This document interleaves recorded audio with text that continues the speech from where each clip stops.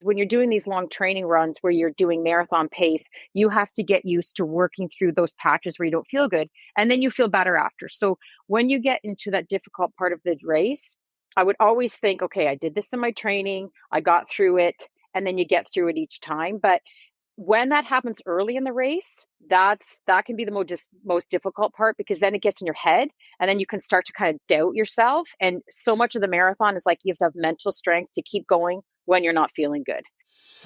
Hi, welcome to Curious Conversations, a podcast for kids by kids. I'm one of your hosts, Xavier.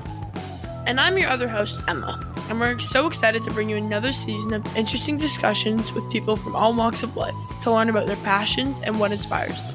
We are still as curious as ever, and we hope you will join us on our journey. Today, we have an insanely cool guest, Krista DuChene, also known as Canada's Marathon Mom. She's a Canadian Olympian, a nutritionist, and one of the toughest runners out there. And when we say tough, we mean it. I play hockey with Krista's daughter, Leah, and heard about how her mom finished a race with a broken leg. So, we had to hear the full story. We also talked about what it takes to train for a marathon, the best pre-race snacks, spoiler, bagels are involved, and why fueling your body the right way is so important. Now that she's retired, one of her jobs is a commentator for CBC Sports. She even covered the marathon at the last Olympics, giving expert insights into what goes on behind the scenes of the world's biggest race. We asked her what it's like to go from running marathons to calling the action and breaking down strategies for millions of viewers. If you've ever wondered what it takes to push through the pain, keep going when things get tough, or just want to know what marathon runners actually eat mid-race, this episode is for you. Hi. How are you? I'm good. How are you? Good. Just so our listeners know how we know you, I play hockey with your daughter, Leah, on the Cambridge U15 AA team. And I think you learned a new skill this year because you've been helping out with our timekeeping. Yes, you're right. That's a new added stress level of my life, but I'm okay as long as there's not multiple penalties that are over 2 minutes. Oh, yeah, you know what? I see you struggling sometimes. I'm like sitting right next to the box. Yeah, and as long as you write it down, then I know when to let people out of the box. So it's always a pretty busy box with the music and the actual timekeeper. It's a lot. It's fun though. I like being at that level. I can see like the expression on the faces and stuff that no one else can see. Oh, yeah. Front row. The girls get mad in the box. Oh, my God. Yes, we get some attitude from the other team sometimes, but we can deal with it. Oh, yeah, you can. Front row seat to all the action. Yeah, that's right. So you are a marathon runner and have raced all over the world, and you've had the chance to race for Canada in the Olympics. And we do want to talk about all of that, but I've been wanting to ask you one question about the time that you ran and finished a race on a broken leg. Yes, so that was in 2014, and I was doing a half marathon. And I was actually defending my title as Canadian champion because I had won the year before. And that week I had this pain in my leg. I didn't know what it was, and saw my physiotherapist. And, ultimately the decision was up to me whether or not I run. So it felt okay until kilometer 15, 16 out of 21 kilometers in the race, which the leg started to feel a bit off. But I was in first place, kept my lead. And then near to the end of the race, like the last 1 or 2 kilometers, it was really hurting. So I got passed by 2 women, still ended up third, but I had to hop on my good leg to finish the race. So then the race director scooped me up in his arms, took me to the medical tent. And then, I don't know, fast forward 8 or 10 hours later, I had to have emergency surgery to get a screw put in my leg to replace or to help repair a fracture. So basically, I started out the race with an undiagnosed stress fracture, which is a tiny little break. And then throughout the race, it just got bigger and bigger, and it was almost completely through. So I had to stay in Montreal and have the surgery. And then I wasn't able to go home for a couple of days because the extent of the surgery and that kind of thing. So yeah, that's what happened. And it was because of something called relative energy deficiency in sport. So basically, I was under fueling for the training that I was putting my body through. So it's something that we've learned a lot about in the last 10 years. And, basically, I wasn't fueling enough for what I was doing with the training and racing. And when you do that, that can affect your reproductive health, your energy, your immunity, and your bone health. And that's what happened to me. So pretty terrible. The video is actually on YouTube. You can see me finish the race, and it's to the music of Eye of the Tiger. So every time I hear that song, I kind of cringe. But yeah, that's what happened. And I highly recommend that people don't do that. But, we learn. That's insane. Wow. That's, Yeah. well, at least you have a fun story to tell. Yeah. And, that's true. Like, I remember when I was in the hospital and, at that point I was, still hoping to make it to the Olympics. And I was talking to some of the surgeons and they're like, oh yeah, my friend, he cycles. He had the same thing happen to him in a bike crash and he recovered. And so I remember after the surgery, the next day I was like, okay, I'm still going to get the Olympic standard in 2 years. I'll give myself 2 years. And then 2 days after the surgery, I'm like, I'm doing this in 1 year. And it was 11 and a half months after that I got my Olympic standard after that break. So recovery went well. Everything just was healing, perfectly. And I still had that motivation to go back and finish what I wanted to do. But I never had that complete confidence because I wasn't sure if I would feel the screw in my leg and I still have it. It's pretty big.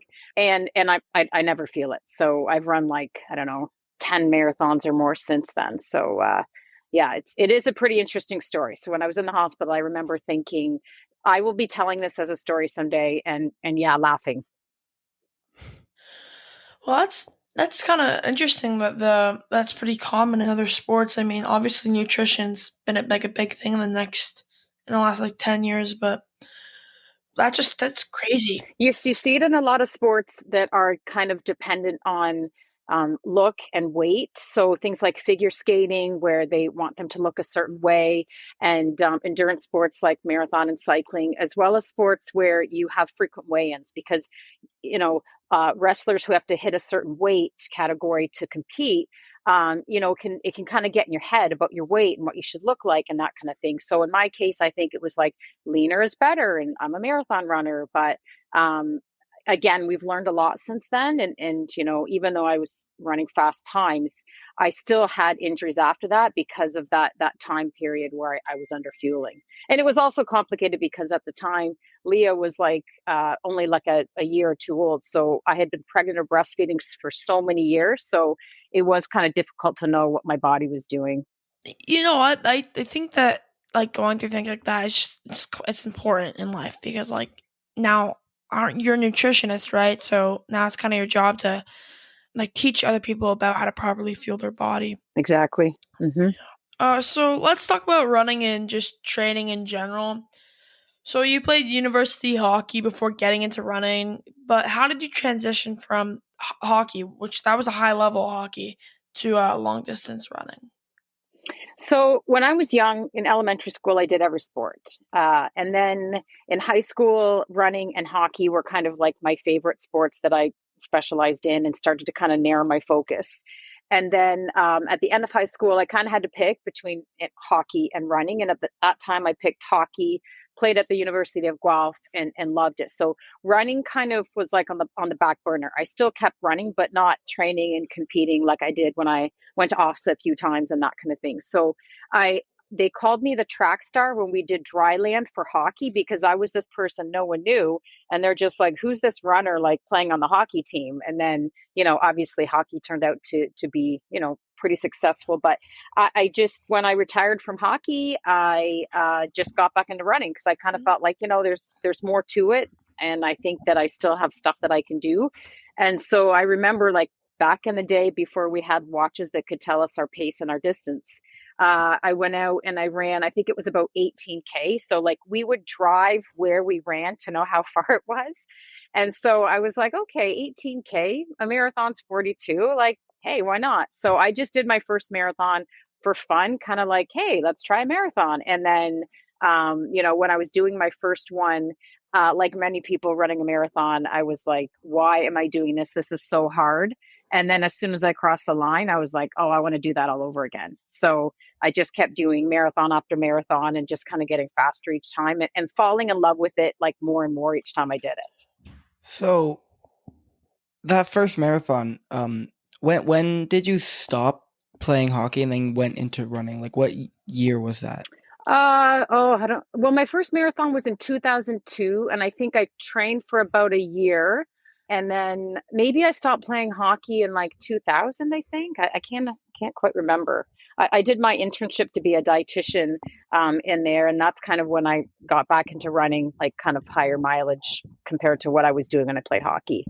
So when you are about to do a race, do you have like a routine or any superstitions that you did before the race to like get yourself ready?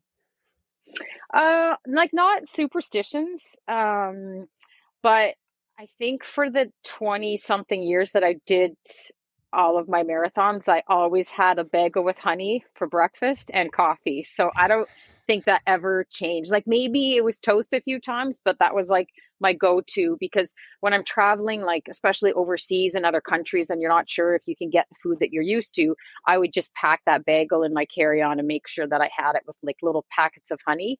The only thing is in a hotel, like you don't have a toaster, so you're basically eating like this dry bagel. So it was much nicer when, I was in hotels where breakfast was provided and, there's toasters and everything else. But yeah, not really any superstitious kind of rituals or routines, just that's the thing that I know I did like time after time.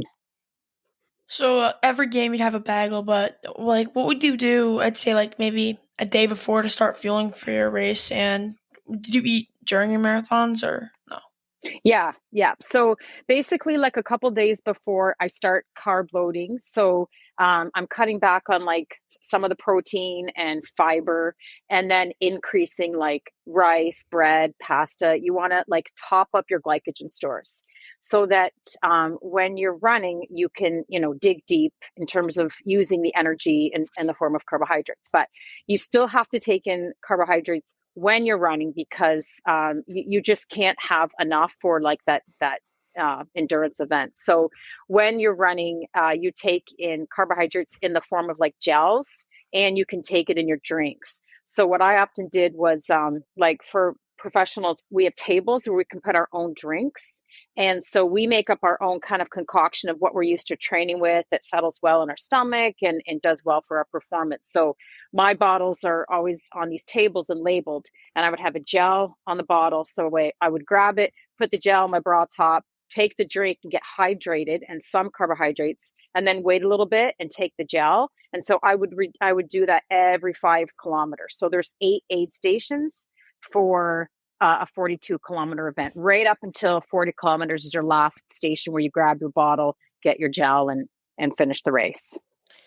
Is gel like exactly what it sounds like? Just like gel? Yeah, pretty much. Like it's like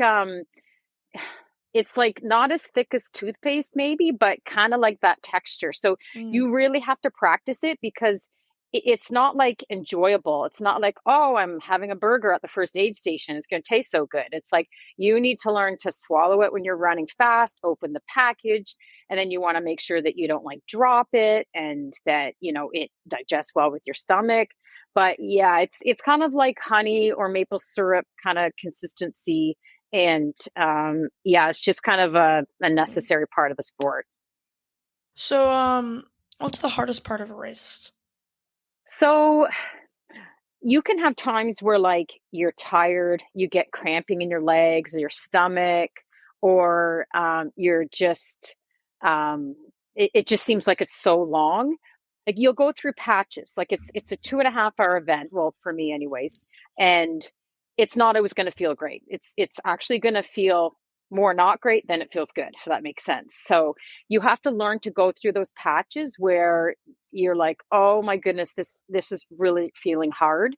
And you have to get through that. So the good thing is when you're doing all of your training, you practice that, because when you're doing these long training runs where you're doing marathon pace, you have to get used to working through those patches where you don't feel good, and then you feel better after. So when you get into that difficult part of the race, I would always think, okay, I did this in my training, I got through it, and then you get through it each time. But when that happens early in the race, that can be the most difficult part, because then it gets in your head, and then you can start to kind of doubt yourself. And so much of the marathon is like, you have to have mental strength to keep going when you're not feeling good, because for the most part, we say you want to be comfortably uncomfortable. So that's a long time to be running when, it's not just you're out for a jog that's fun. So you talked about the patches of the struggles of the race, and those parts are hard. Are there certain parts of the race that you found like slightly easier or like enjoyable, I guess? Well, I mean, you're having fun and you're enjoying it. Like, you've worked to do that, but the actual race itself can be just so difficult. But like I said, as soon as you finish it, you want to do it all over again. So the key is you can't have any regrets, because if you don't push and perform to the level you're capable of, and then you cross the line, you start to regret. And I mean, you can't just do it all over again the next day, right? You have to wait like another 6 months to do a marathon. But I will say my last marathon before I retired, which was in Tokyo in 2023, when I got my 6th star, that was like the best race I have ever executed. It's the first time I ran like even split between the two. So often, at least for me, my second half is usually a little bit slower. So that's the first time that I had the even pacing. And I think I was motivated by the fact that I knew that I was going to like retire after that. And my training went well. It was Leah's birthday. And so I had written on my hands, like her birthday. She was, I think, turning 12. So I remember I was like, okay, when it starts to get difficult, the gloves are going to come off and I'm going to see Leah 12 on my hand. And that, I never had to take the glove off. I just kept waiting and waiting. I'm like, no, keep it on until it feels really bad.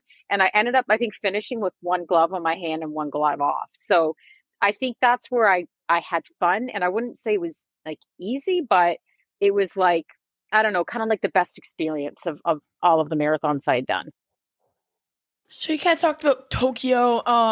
You've obviously been all around the world for marathon running. What has been the favorite city you visited to be on a marathon? Tokyo is at the top. I had been there once before for another race. It's just, I love Japan, just the people and the organization and the professionalism of it. But, I've been to New York, Boston, Chicago, a bunch of American cities, and that's fun. But I've also loved being in like the different European races. So Berlin and Rotterdam and London. And then even for training, I went to Kenya. And even though it wasn't a big city, I got to like live in Africa for a month. So that was an amazing experience. And I've kind of been all over the world and saw a lot of different places. And I've been to every continent except for Antarctica and Australia. So maybe I'll get there someday. I don't know about Antarctica. Antarctica would be a tough place to run a race. Yes. They have races there, believe it or not. They have races there? Yeah. I mean, you're going slow and you're all like bundled up and stuff, but there's the 6 world majors that I did. They actually have another major now, which is in Australia, but just, I've got one kid in university and the other 2 will be going. It's kind of hard to justify spending that amount of money now that I'm retired to just do it for fun, but we'll see. So obviously you have to do a lot of running while you're training and just doing the marathons. So how long do running shoes last before you need to replace them? So for like a typical running shoe, it's about 500 to 600 kilometers, like a training shoe that you would just go out and just do like an easy paced run. But then we now have these shoes called like super shoes, which came out in about 2017-ish, and you can't get nearly the mileage you can. They have like the carbon fiber plate and the foam, and that's about like half the mileage. So they're a really expensive shoe. I've been sponsored by Saucony, so it's been an advantage for me to be able to try out these different shoes. But that would be maybe 200 to 300, and it really depends too on kind of the type of runner you are, if you're hard on your shoes and the surface that you're running on. But I've been through a lot of shoes over the years. For marathons, do you like train with the same shoe, or do you not obviously on a brand new shoe, but how new are your shoes when you run your marathon? Yeah, when I run, they're pretty new. So I might only go do like a quick 5K and maybe like a workout, like with like an hour of running before I race in the shoe. Like you just want to make sure that you're not like breaking them in right out of the box, but you do want them to feel fresh and foamy. And there's even like a mental, like psychological benefit to like new shoes. I'm going to be fast and they're still shiny and clean. So yeah, they're pretty new when I race. Did you have a favorite type of shoe? So I've been sponsored by Saucony for like, I don't know, 16 years or so, and I've been able to try every shoe that they've had, and I've never been picky. And actually, it's kind of bad because I often don't even know the shoe I'm wearing. So I'll be out with other people, and they're like, "Oh, Krista, what shoe is that?" And I have a friend, Mitch, who will always be able to answer for me because, like, I don't know. And I look down, he's like, "Oh, it's the Convara, whatever, or it's the Triumph, whatever." So I've just always been pretty flexible in terms of trying and enjoying a bunch of different shoes without any certain preference. So you're talking about how in Tokyo you had your first like you were even split. So what is considered a good marathon time, and what do you consider a good marathon time, like personally? It's kind of hard to answer because it depends. Like if you're a new runner and you haven't really been active most of your life, like just to finish a marathon is an incredible accomplishment. But like if you look at, a lot of people would use like the Boston qualifying times. So for age 18 to 34, for a man, you'd have to run 3 hours. And for a woman, you'd have to run 3:30.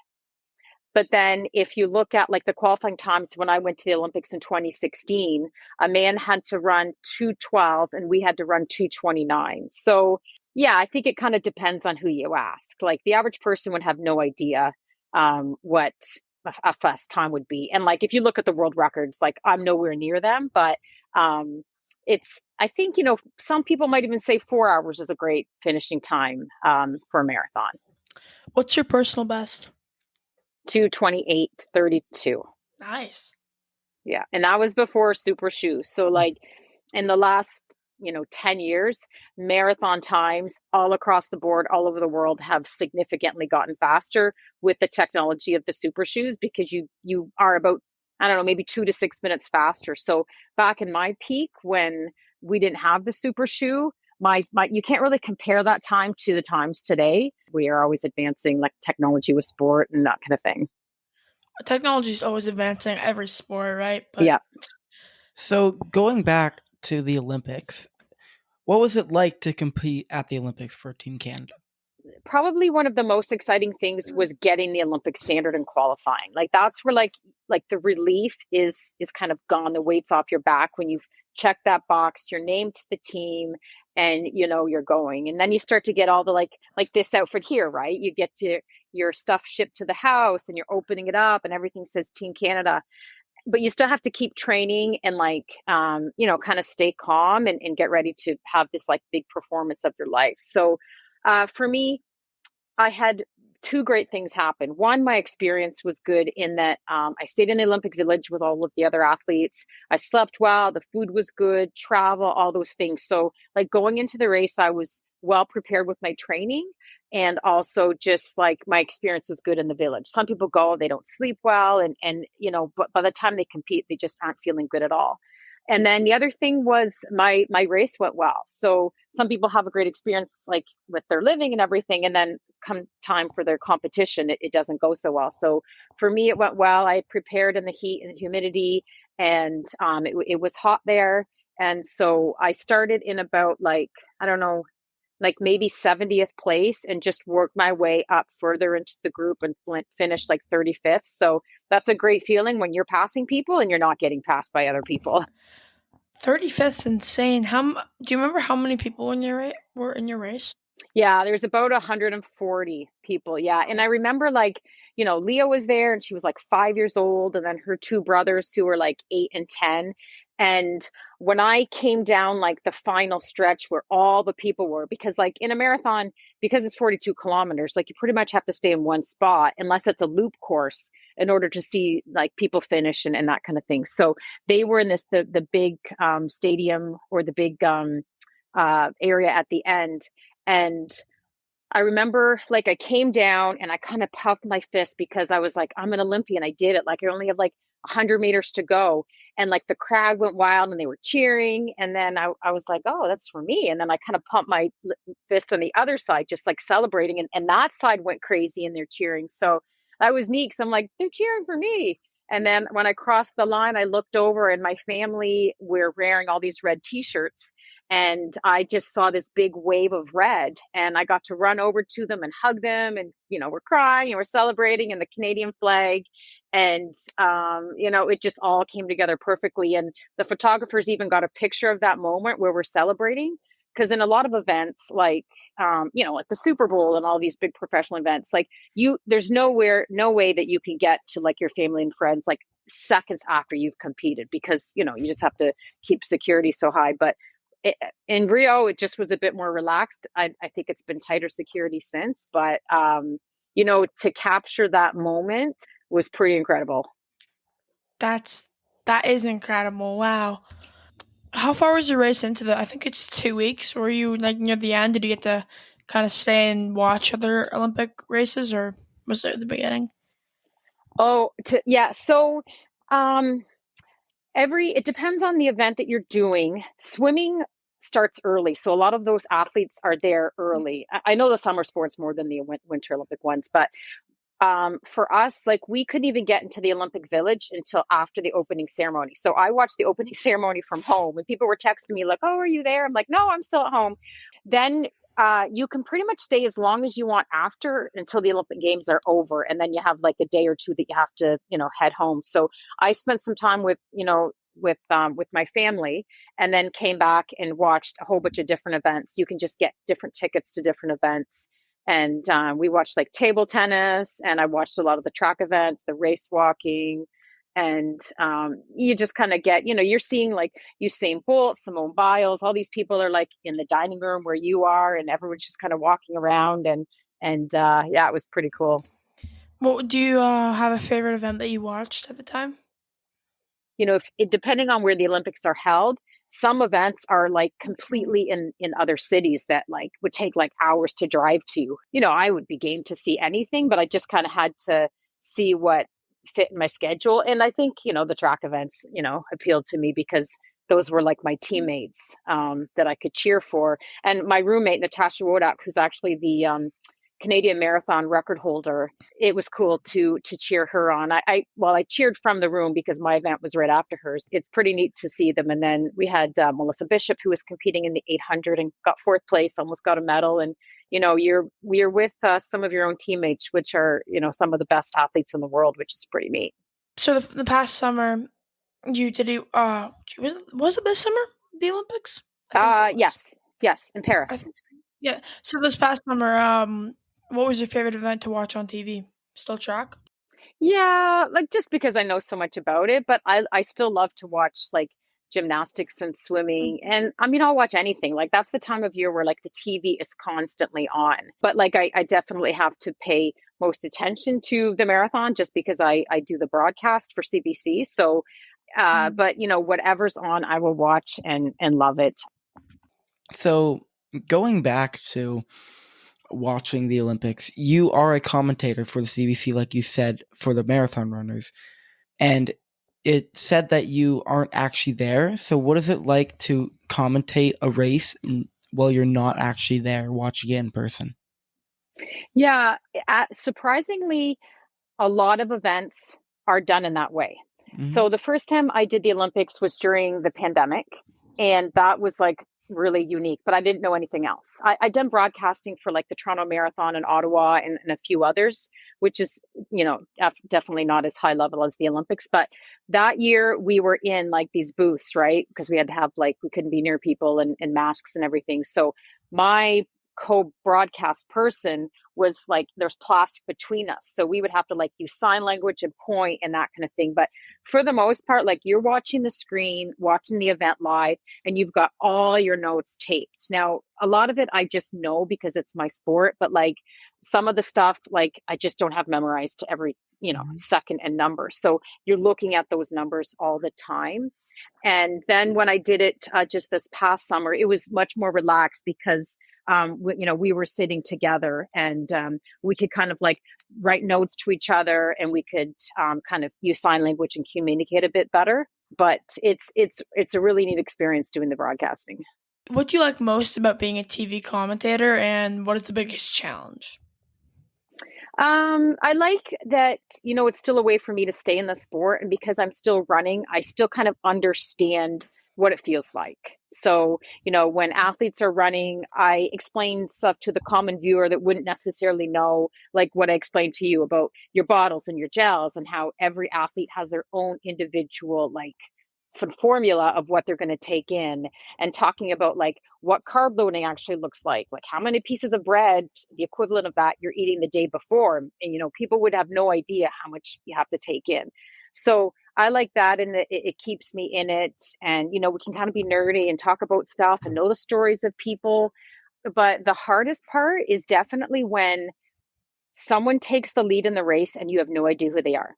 So we have to prepare our notes. We have to have like all their, bios and everything about them that we can.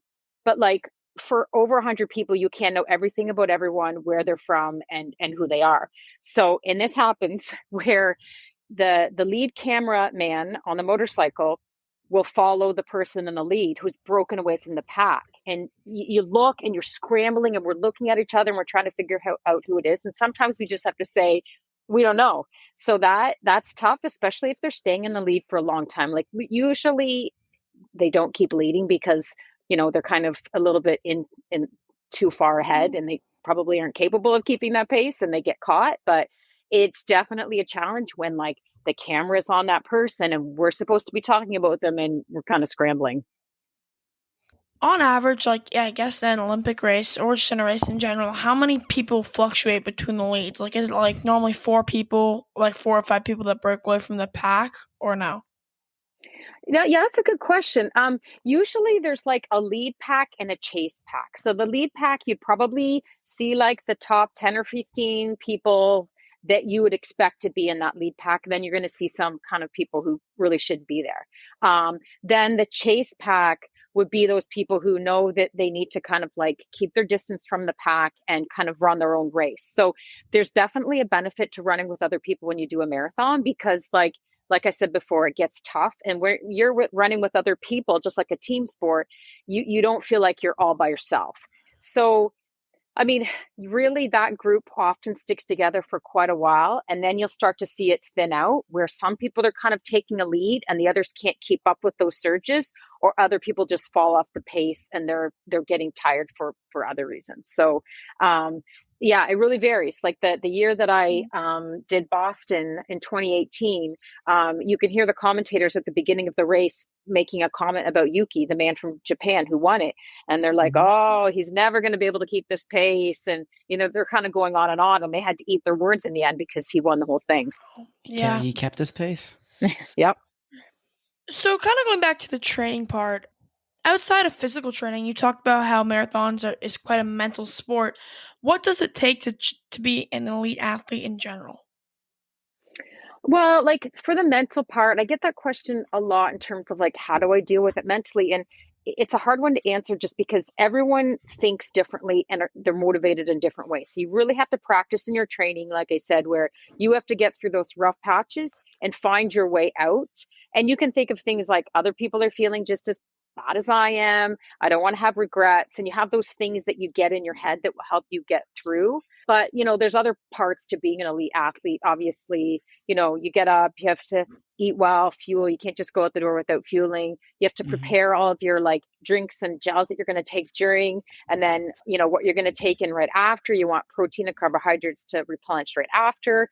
And then, you have to come back and make your meal and again, put more fuel in, and then go to like your physio or massage or chiropractor or whatever it is to look after your body. And then even like other preventative maintenance, like, rolling, stretching, hot tub, that kind of thing. And then regular working out at the gym a couple times a week where you're lifting weights to make sure that you're strong. So for me, like I had 3 kids that I was looking after during that time too, right? So there was never a dull moment. But the other thing too is like sleep is so important. So I had to make sure that I could like nap in the day when like a kid was napping, and get the others to be either in school or let them watch TV, and make sure that I'm getting good sleep at night, because that just increases your risk of injury and illness if you're not sleeping right, because that's like your best form of recovery. That's just so easy to do and gives you the best outcome. So you have so much stuff to do in just one day. Was there a way that you like did you like write everything down so you had like a schedule to do, or was it like you just were going how things happen? Like how did you how did you know what to do during those days because they're so busy? Yeah, I just had to be really organized and write it down. So between my husband and I, like, when you're looking to compete at a big event like the World Championships or Olympics, you're looking like years ahead. So, for him, it was like, okay, is this a big year for you for work? Are you going to be at a lot of conferences or traveling a lot for sales? So then I would kind of plan my schedule with him so that we would know like who's on kid duty, who's doing this. And, so there's like years and months out, and then like day to day, like, kind of hour by hour what you're going to do. So as long as I'm planning my workouts, so I can get them in, then it's going to work. Like, so if I had to take Leah to a hockey tournament, I would look weeks in advance and do like my long run on the Thursday before, because I knew I'm not going to be at a hotel somewhere and try to find like a place to run 35 kilometers. Mm-hmm. It just wasn't going to work. So I would, look well in advance to map that out. So you talked about earlier about like gels and how different runners have like their own like concoctions. Do you like what was your go-to kind of mix for your drink?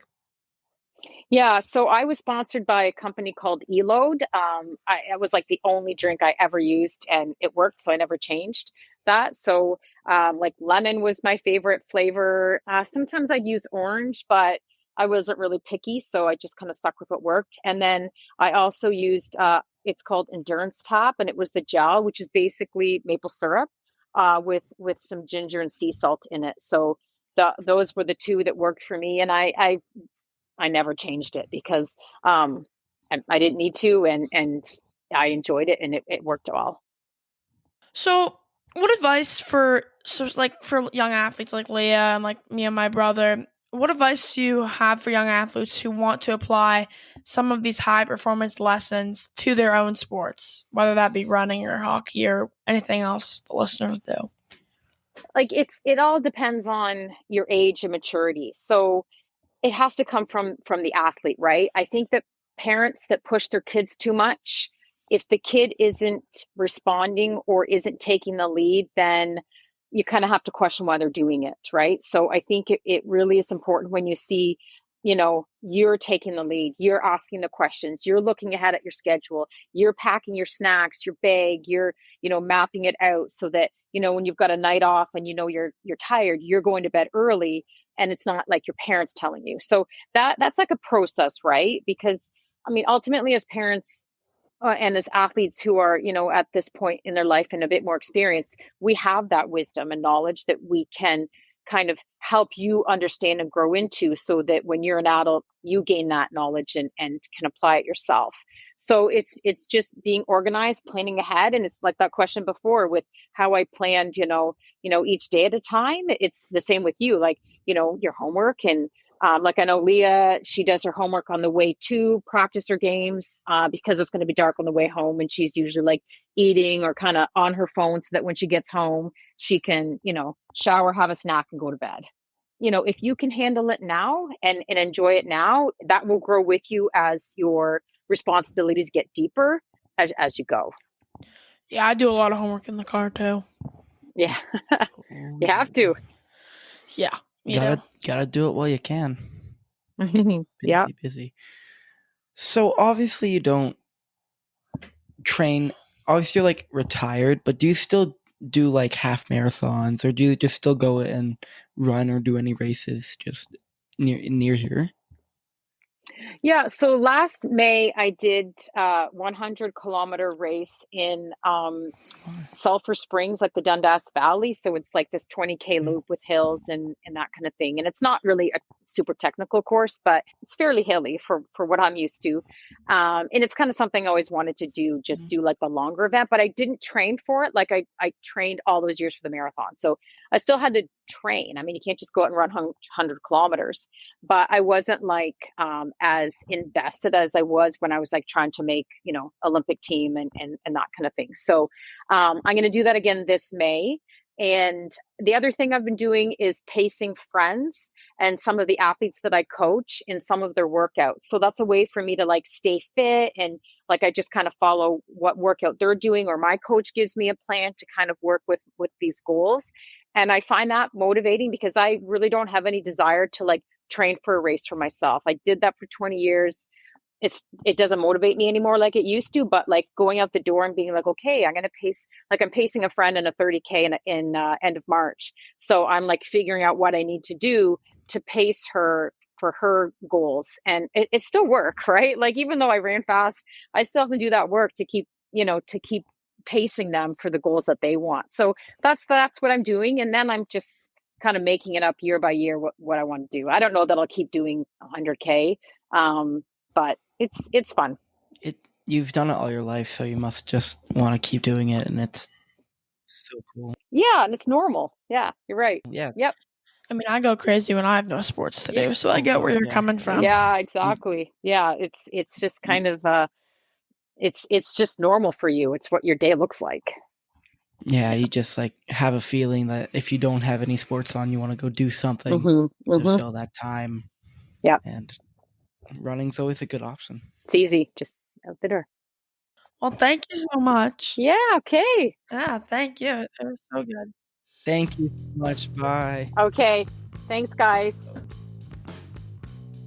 Thank you for listening, and I know all the shows you probably listen to say this, but if you enjoyed this episode, please follow and rate the podcast. Also, we would love to connect with you and hear your thoughts about our episodes. You can find us on Instagram or visit our website. The links are in the show notes. Thanks for tuning in.